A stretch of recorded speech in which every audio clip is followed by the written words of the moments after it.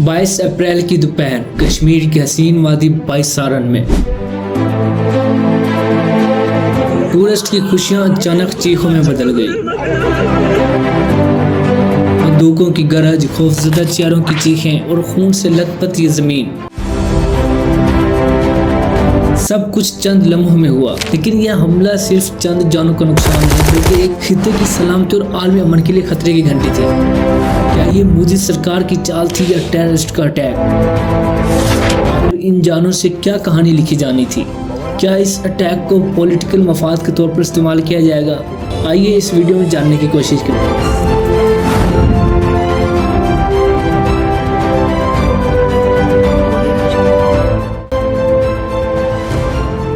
सलाम दोस्तों, 22 अप्रैल दोपहर 3 बजे का टाइम था।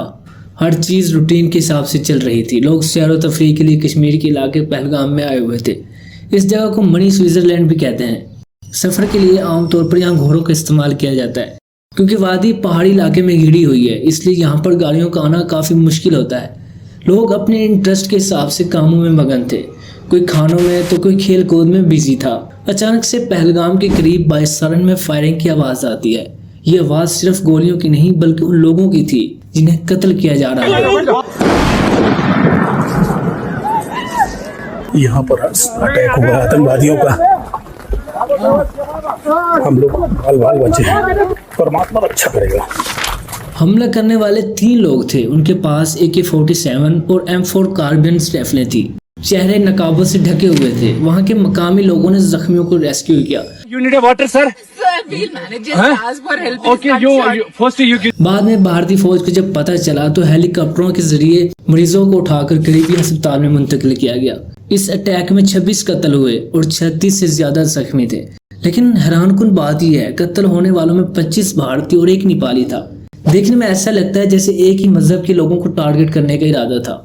एक बात मैं क्लियर कर दूं, ये जगह कंप्लीटली भारत के कब्जे में है और बड़ी तादाद में आर्मी निगरानी करती है। आर्मी की इन्वेस्टिगेट से पता चला कत्ल करने से पहले लोगों से उनके मजहब पूछे गए।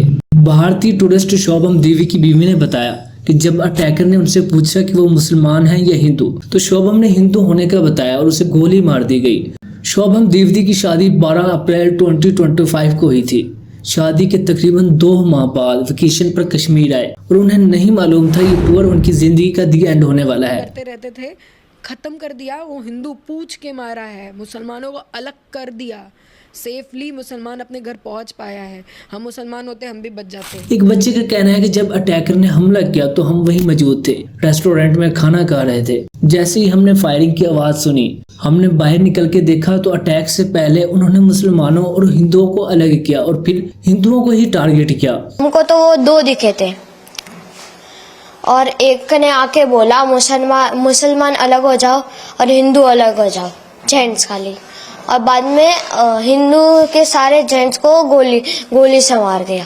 कश्मीर पुलिस और नेशनल इन्वेस्टिगेशन एजेंसी ने गवाहों को इकट्ठा किया और उनकी स्टेटमेंट के अकॉर्डिंग स्केच तैयार करवाए। ये अलग बात है कि उनके चेहरों पर नकाब थे। खैर, वो स्केच 3 पाकिस्तानी लोगों से मिलते हैं, हाशिम मूसा, अली भाई और आदिल हुसैन। पुलिस ने ये स्केच पब्लिकली भी पोस्ट किए। इस अटैक के ठीक एक दिन बाद 23 अप्रैल पब्लिक मीटिंग के दौरान नरेंद्र मोदी ने इस अटैक का एलिगेशन पाकिस्तान पर लगा दिया। भारत का ये सीधा सा पैटर्न रहा है, अगर कश्मीर में कुछ भी गलत होता है तो उसका कसूरवार सिर्फ पाकिस्तान को ठहराया जाए। उसी रात भारतीय चैनल्स पर पाकिस्तान का हमला, पाकिस्तान ने कश्मीर में खून बहाया जैसी हेडलाइंस चलने लगी। Why this rare change? Because this was not just a message to Indians or even to Pakistanis. This was a message to the whole world. The culprits are in Pakistan. They will be hit. दूसरी जानब पाकिस्तान ने इस हमले की मुकम्मल तौर पर मज़म्मत की और पाकिस्तान के वज़ीर दफ़ा ख्वाजा आसिफ ने कहा यह अटैक भारतीय इंटरनल पॉलिसीज़ का नतीजा है। We have absolutely no involvement. Till now there is no proof of any involvement of Pakistan in this sad incident. Bharat ने पाकिस्तान के लिए तिजारती रास्ते, बॉर्डर्स बंद कर दिए। सबसे बढ़कर 1960 के इंडस वाटर मुआहदे की खिलाफ वर्जी की और पाकिस्तान आने वाले दरिया बंद कर दिए।